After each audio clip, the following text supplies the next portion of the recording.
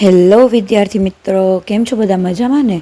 તો આજે આપણે સમજીશું પાઠ 1 રાસાયણિક પ્રક્રિયાઓ અને સમીકરણોનો ઇનટેક્સ્ટ પ્રશ્ન ઉત્તર.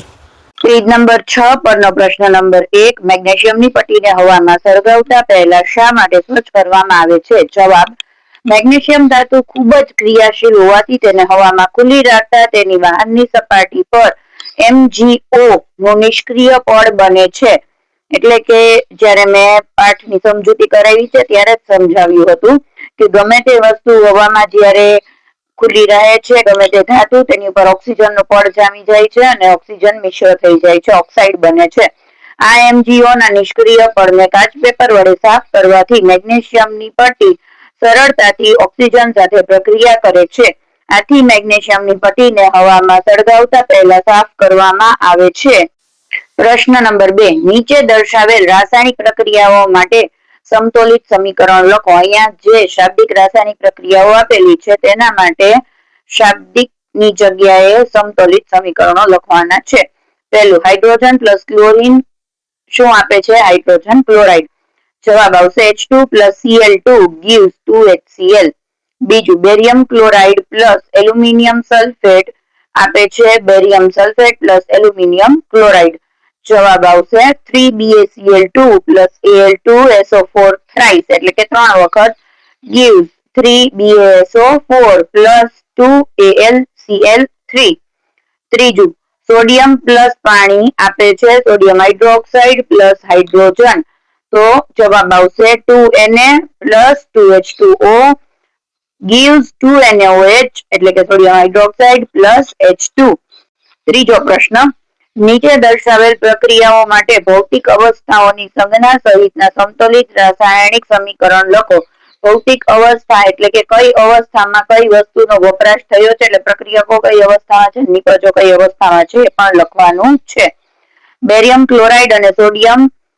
પહેલું, બેરિયમ ક્લોરાઇડ અને સોડિયમ સલ્ફેટના પાણીમાં બનાવેલા દ્રાવણો વચ્ચે પ્રક્રિયા થઈ અદ્રાવ્ય બેરિયમ સલ્ફેટ અને સોડિયમ ક્લોરાઇડનું દ્રાવણ મળે છે. તો જવાબ આવશે BaCl2 જલીય AQ એટલે કે એક્વિયસ એટલે કે જલીય બેરિયમ ક્લોરાઇડ પ્લસ Na2SO4 એ પણ જલીય સોડિયમ સલ્ફેટ છે. gives BaSO4 સોલિડ એટલે કે ઘન સ્વરૂપે મળે છે બેરિયમ સલ્ફેટ પ્લસ 2NaCl એટલે કે સોડિયમ ક્લોરાઇડ. ઈ કયા સ્વરૂપે મળે છે? તો જલીય AQ. ઓકે. બીજું, સોડિયમ હાઇડ્રોક્સાઇડ દ્રાવણ એટલે કે પાણીમાં હાઇડ્રોક્લોરિક એસિડના દ્રાવણ એટલે કે પાણીમાં સાથે પ્રક્રિયા કરી સોડિયમ ક્લોરાઇડ દ્રાવણ અને પાણી ઉત્પન્ન કરે છે. જવાબ NaOH જલીય એટલે કે સોડિયમ હાઇડ્રોક્સાઇડ જલીય અવસ્થામાં પ્લસ હાઇડ્રોક્લોરિક એસિડ HCl જલીય અવસ્થામાં gives NaCl જલીય અવસ્થા એટલે સોડિયમ ક્લોરાઇડ પાછું જલીય અવસ્થામાં અને પ્લસ H2O એટલે કે પાણી કે જે પ્રવાહી છે. હવે છે પાના નંબર 10 પરના પ્રશ્નો. પહેલો, પદાર્થ X નું દ્રાવણ ધોળવા એટલે કે વ્હાઇટ વોશિંગ દિવાલ ધોળવા માટે વપરાય છે. પહેલું, પદાર્થ X નું નામ આપો અને તેનું સૂત્ર લખો. તો પહેલાનો જવાબ આવશે પદાર્થ X એ કેલ્શિયમ ઓક્સાઇડ છે, તેનું સૂત્ર CaO છે. બીજું, પહેલામાં જેનું નામ દર્શાવ્યું છે તે પદાર્થ X ની પાણી સાથેની પ્રક્રિયા લખો.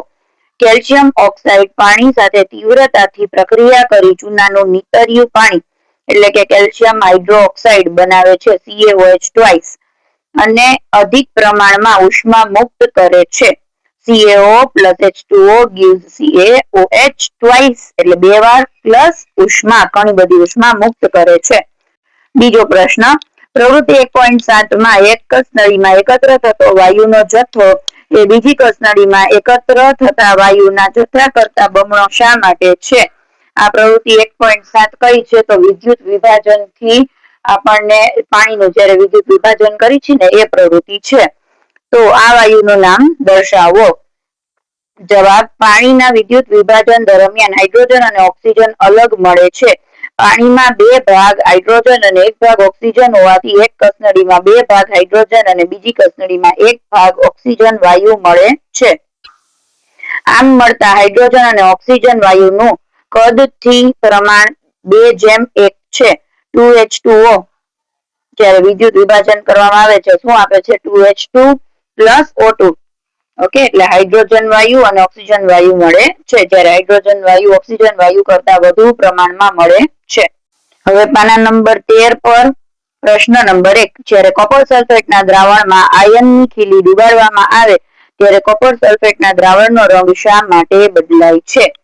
જવાબ, આયનની ખીલીને કોપર સલ્ફેટના દ્રાવણમાં ડુબાડતા કોપર કરતા આયન વધુ ક્રિયાશીલ હોવાથી તે કોપરનું વિસ્થાપન કરે છે. શેનું વિસ્થાપન કરશે? કોપરનો. અને પરિણામે આયન સલ્ફેટ બને છે, જે લીલા રંગનો હોવાથી દ્રાવણનો રંગ બદલાય છે. એની પ્રક્રિયા આ પ્રમાણે છે. CuSO4 એટલે કે કોપર સલ્ફેટ વાદળી રંગનો હશે, જ્યારે આયનની ખીલી એટલે કે લોખંડની ખીલી તેમાં ડુબાડવામાં આવે છે એટલે કે +Fe. તો શું આપશે? FeSO4 એટલે આયન સલ્ફેટ મળશે કે જેનો રંગ કેવો હશે? લીલો. પ્લસ કોપર અલગ પડી જશે એટલે કે Cu. ઓકે, બીજો પ્રશ્ન, પ્રવૃત્તિ 1.10 માં દર્શાવ્યા સિવાયની કોઈ એક દ્વિવિસ્થાપન પ્રક્રિયાનું ઉદાહરણ આપો. તો જવાબ આવશે સોડિયમ કાર્બોનેટની કેલ્શિયમ ક્લોરાઇડ સાથેની પ્રક્રિયાથી કેલ્શિયમ કાર્બોનેટના અવક્ષેપ અને સોડિયમ ક્લોરાઇડ બને છે. આ પ્રક્રિયામાં કાર્બોનેટ અને ક્લોરાઇડ આયનનું આદાન પ્રદાન થવાથી બે નવા સંયોજનો બને છે, એટલે Na2CO3 એટલે કે સોડિયમ કાર્બોનેટ, જ્યારે CaCl2 એટલે કે કેલ્શિયમ ક્લોરાઇડ સાથે ભળે છે. પ્રક્રિયા કરીને શું આપશે? CaCO3 એટલે કે કેલ્શિયમ કાર્બોનેટ પ્લસ 2NaCl એટલે કે સોડિયમ ક્લોરાઇડ. આ પ્રક્રિયા કેવી છે? તો દ્વિવિસ્થાપન પ્રક્રિયા છે. ત્રીજો પ્રશ્ન, નીચે દર્શાવેલ પ્રક્રિયાઓમાં ઓક્સિડેશન પામતા અને રિડક્શન પામતા પદાર્થોને ઓળખો. પહેલી પ્રક્રિયા 4Na plus O2 gives to Na2O. હવે આની અંદર આપેલ પ્રક્રિયામાં સોડિયમ એટલે કે Na ધાતુનું Na2O માં ઓક્સિડેશન થાય છે, જ્યારે O2 નું રિડક્શન થાય છે. ઓકે, તેથી અહીંયા ઓક્સિડેશન પામતો પદાર્થ કયો છે? સોડિયમ. અને રિડક્શન પામતો પદાર્થ તો ઓક્સિજન પોતે જ છે એટલે કે O2. બીજી પ્રક્રિયા CuO plus H2 gives Cu plus H2O. તો આપેલ પ્રક્રિયામાં CuO નું Cu માં રિડક્શન થાય છે, જ્યારે H2 નું H2O માં ઓક્સિડેશન થાય છે. તો આની અંદર ઓક્સિડેશન કયા પદાર્થમાં થાય છે? તો H2 માં થાય છે, અને રિડક્શન કોનું થાય છે? તો CuO નું થાય છે. ઓકે,